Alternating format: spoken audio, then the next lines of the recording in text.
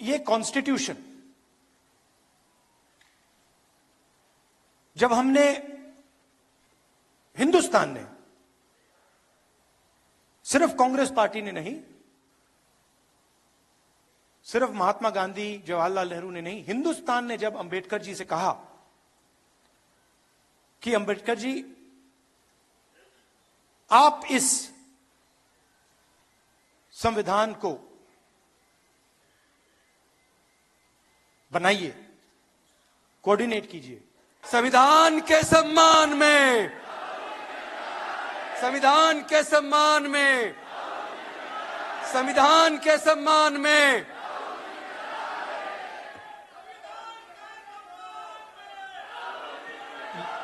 लीलाताई चिताले जी, देवजी तोफा जी, अनिल जैहिंद जी, डॉक्टर चौधरी जी, एडवोकेट असीम सरोटे जी, नगेश चौधरी जी, श्री फिरदौस मिश्रा जी, अशोक राय भाटवकर जी, उमेश कोरम जी और civil society के हमारे सारे के सारे मेंबर्स, आपका मैं यहां स्वागत करता हूं। नमस्कार, कैसे हैं आप? ऐसे अब हम 3-4 सम्मेलन कर चुके हैं। आपने आज डिस्कशन किया होगा, आपने अपने विचार रखे होंगे। अच्छा डिस्कशन होता है, एक प्रकार से क्लैरिटी और डायरेक्शन मिलती है। अभी आपने अंबेडकर जी और गांधी जी की बात की, और हर सम्मेलन में अंबेडकर जी की बात होती है,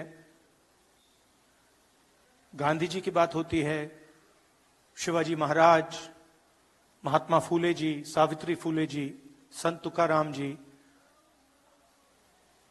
बहुत सारे नाम हैं, साहू महाराज जी, बिरसा मुंडा जी, अंबेडकर जी, गांधी जी, उसमें बुद्ध भगवान का नाम जोड़ा जाता है, बसवना, नारायण गुरु। हर प्रदेश में आपको ऐसे 2-3 नाम मिलेंगे।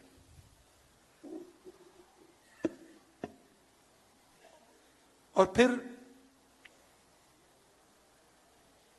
उनकी याद करते हैं हम। गांधी जी अमर रहें, अंबेडकर जी अमर रहें, हाथ जोड़ते हैं उनके सामने, माला लगती है। मगर सच्चाई है कि जब हम अंबेडकर जी की बात कर रहे हैं, गांधी जी की बात कर रहे हैं, तो हम एक व्यक्ति की बात नहीं कर रहे।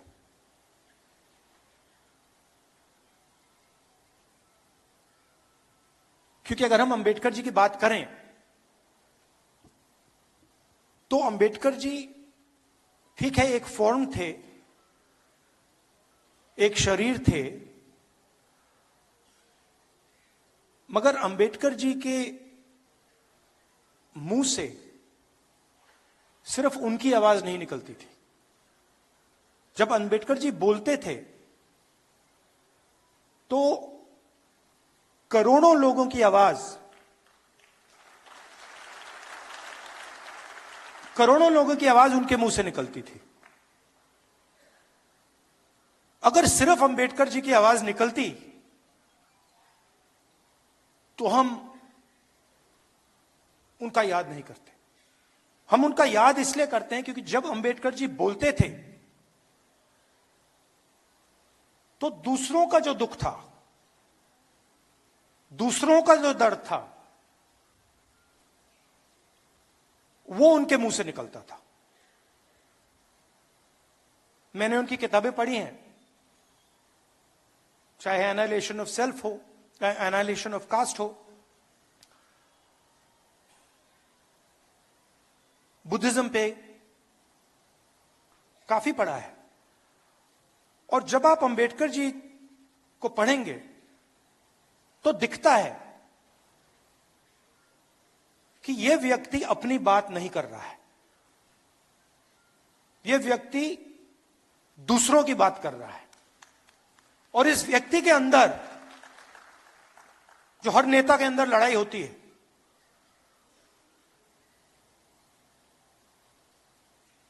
नेता के अंदर क्या लड़ाई होती है? नेता के अंदर मुझ में है, सब में है, मैं क्या चाहता हूं और जनता क्या चाहती है, इसके बीच में टेंशन होती है। अंबेडकर जी जैसे, गांधी जी जैसे लोग अपनी आवाज को बंद कर देते हैं और उनके मुंह से अपना दुख, अपना दर्द नहीं निकलता है। उनके मुंह से दूसरों का दर्द, दूसरों का दुख, दूसरे की आवाज निकलती है। तो जब हमने ये कॉन्स्टिट्यूशन, जब हमने, हिंदुस्तान ने, सिर्फ कांग्रेस पार्टी ने नहीं, सिर्फ महात्मा गांधी, जवाहरलाल नेहरू ने नहीं, हिंदुस्तान ने जब अंबेडकर जी से कहा कि अंबेडकर जी आप इस संविधान को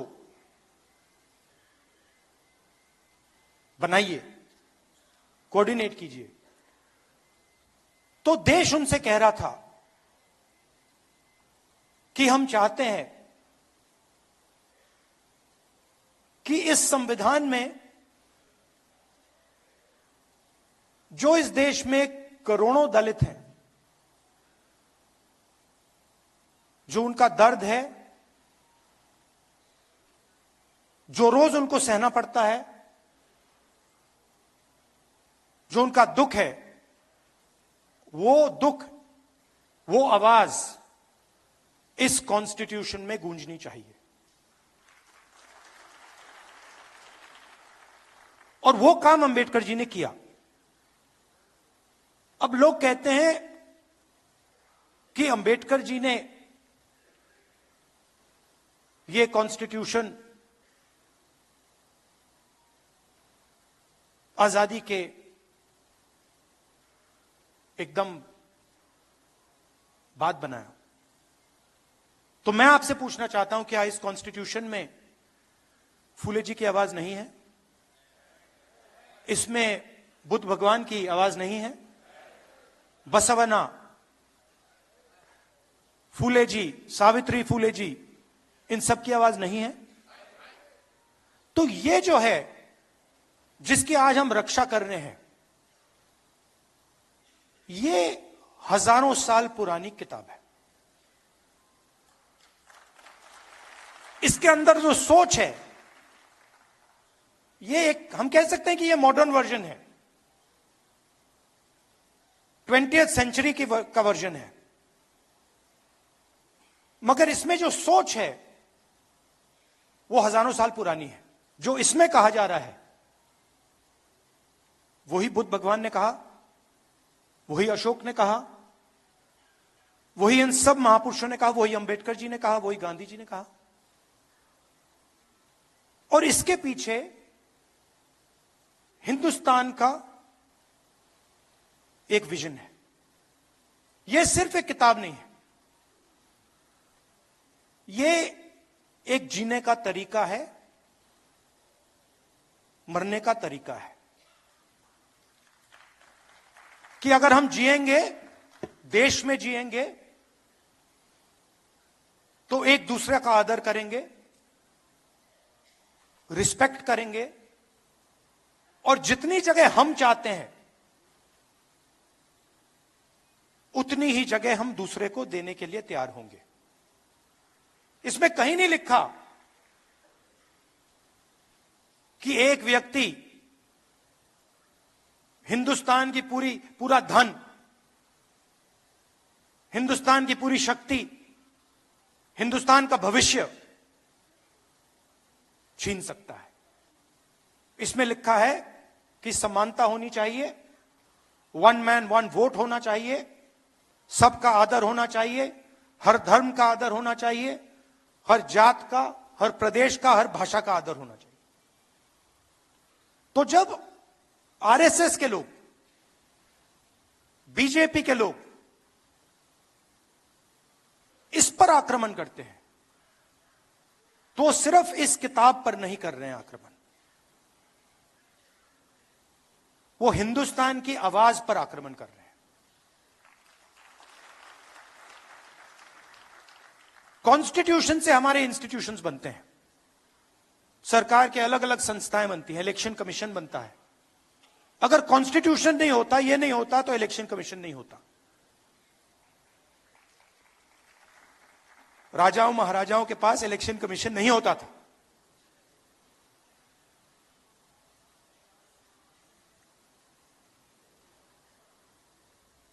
तो इससे हिंदुस्तान का education system, IIT, IIM, primary education system, secondary education system, यह सब निकलता है। पब्लिक अस्पताल यहां से आते हैं। इसको आप मिटा दीजिए, आपको एक पब्लिक अस्पताल नहीं मिलेगा, एक पब्लिक स्कूल नहीं मिलेगा, एक पब्लिक कॉलेज नहीं मिलेगा, सब गायब हो जाएगा।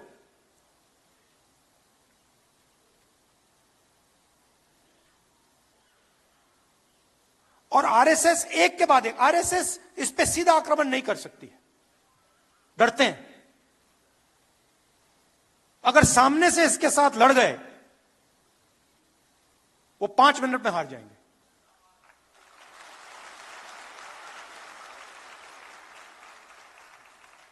सामने से नहीं आ सकते। वो जानते हैं कि जिस दिन वो सामने से आ गए,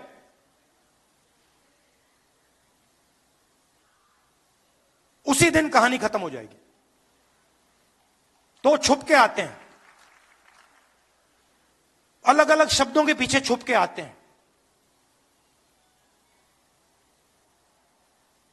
विकास, प्रगति, इकोनॉमी, अलग अलग शब्दों के पीछे छुप के आते हैं, मगर लक्ष्य पीछे से इसमें छुरा मारने का है। अच्छा, दम होता तो आगे से आते, दम होता तो कहते भैया आ रहे हैं, और हम भी कहते भैया आ जाओ।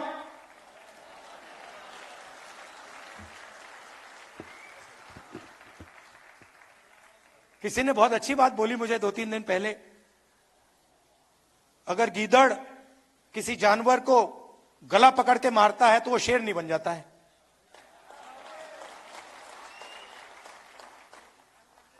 तो सामने से नहीं आते, पीछे से आते हैं, छुप छुप के आते हैं।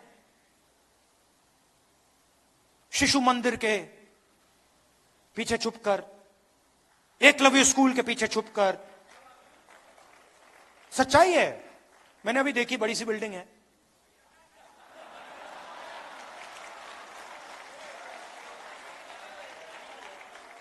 हजारों करोड़ की होगी जमीन। ये शिशु मंदिर का पैसा आया कहां से? ये मध्य प्रदेश की सरकार का पैसा है, राजस्थान की सरकार का पैसा है, बाकी प्रदेशों की सरकार का पैसा है, नेशनल हाईवे का पैसा है। उसको आप कह सकते हो विकास का पैसा है, गुजरात मॉडल का पैसा है, अंबानी अदानी का पैसा है। तो बीच में राहुल गांधी की आवाज नहीं, बीच में से एक और आवाज निकली, नहीं, वो दूसरी है, वो दूसरी वाली है। मगर बीच में मैं सुन रहा था। अब मेरा काम जनता की आवाज सुनने का है, तो मैं सुन रहा था और पहले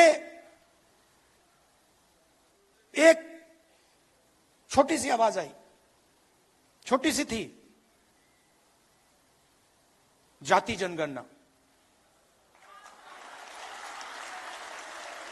वो कोने से आई, वो ऐसे मतलब अगर मीटिंग हो, वो 200-300 लोगों ने नहीं कही, वो एक आदमी आया कोने से, कहता है जाति जनगणना। और फिर आस्ते आस्ते वो जाति जनगणना, जाति जनगणना, जाति जनगणना फैलती जा रही है। इसको हमने जाति जनगणना नाम दिया है। जैसे अंबेडकर जी की सोच, बसवना गांधी जी की सोच को हमने यह नाम दिया है कॉन्स्टिट्यूशन, वैसे ही जाति जनगणना को हमने नाम दिया है। मगर जाति जनगणना का असली मतलब न्याय है। क्योंकि अगर इस देश में 90% लोगों के पास कोई पावर ही नहीं है, कोई पैसा नहीं है, कोई धन नहीं है, कोई एसेट्स नहीं है,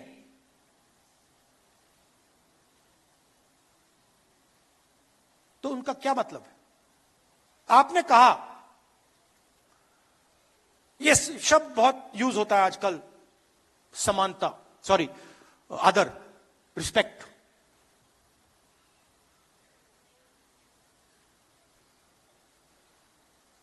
मेरी सोच है कि बिना पावर की, बिना धन के रिस्पेक्ट का क्या मतलब है? कोई भूखा मर रहा है, उसकी कोई सुनता नहीं है, 24 घंटा दुखी रहता है, और मैं जाके उस पर माला लगा दूं को, भैया मैं आपकी इज्जत करता हूं, उसका क्या मतलब?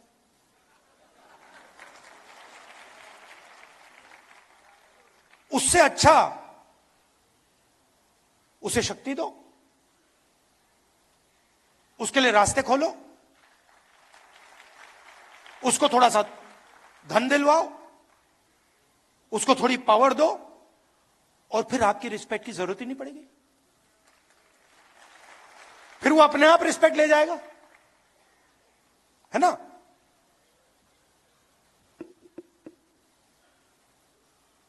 तो मैं चाहता हूं कि ये जो सबसे बड़ा सवाल हमारे सामने है, और ये छुपा हुआ है, इसकी झलकें दिखती हैं, हर रोज दिखती हैं। कल मैं रायबरेली में, हमारी एक मीटिंग होती है, एमपीज की मीटिंग होती है, दिशा मीटिंग, उसमें गया। गलती से मैंने कह दिया, भैया ये जो सब अफसर हैं, अपना परिचय कर दीजिए।